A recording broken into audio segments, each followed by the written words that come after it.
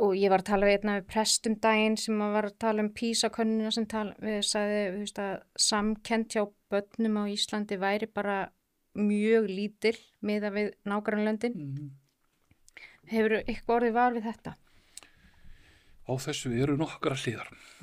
Þar klikkuðum við, ég og þú og mamma þín og fleiri, sem það er okkar kynslóðir í því að við kannski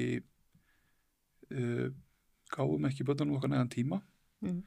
Við kendum þeim ekki til dæmis orsök og afleiðingar og við vorum ekki að við vorum svona örlítið að ofvernda þau á einhvern hátt. Og það er til dæmis eins og þetta með þennan hnífaburð eða vopnaburð. Það er orðið ansi mörg ár síðan að ég hef talað um það að þetta var alveg orðið sýnilegt. Það sem aftur á móti var þá ekki, það var það þau voru að vera að beita, draga hníf og stinga og skera eða eitthvað slíkt. Sko. Þau voru, mörg þeirra voru með hníf eða skrújórn eða hamar eða eitthvað innan á sér. Sko. Svona sér til verndar.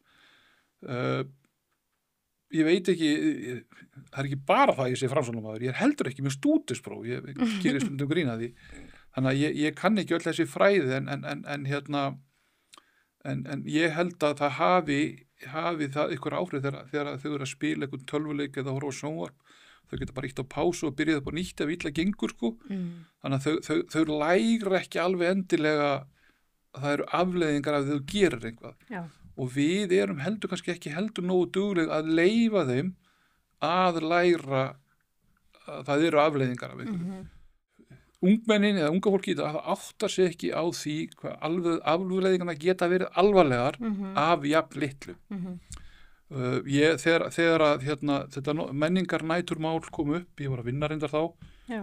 Og þá fóru fjölmiðlar mjög mikið af stað. Ég veit ekki, 94 það er þá komin 30 ár síðan. Þá er stúlka frá Akranesi sem er að skemmta sér hérna í bæ. Já. Og hún lendir í átökum við aðra stúlkur og það trampa það illa á henni að hún bara varanlega skaða af. Já. Þessi stelpa hún er, ég veit ekki alveg, ég held hún er ekki sjálfberg og hún þarf aðstóð í dag með allt sitt, hjólastólið.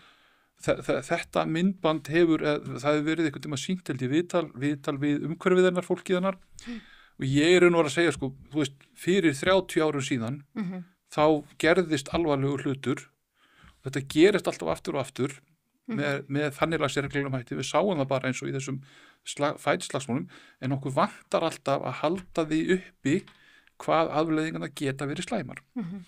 Og ég held til að það væri alveg ráð að þetta viðtal yrði endursýnt ef við komum til leyfir það og fjölskylda en að unga fólkið okkar átti sig á því að það eru afleiðingar og þó að þú haldir að það sem þú ert að gera ekki neitt getur haft miklar afleiðingar.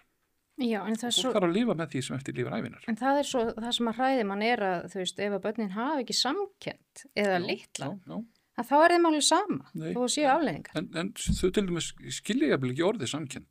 Það líka hluti af vandanum sko.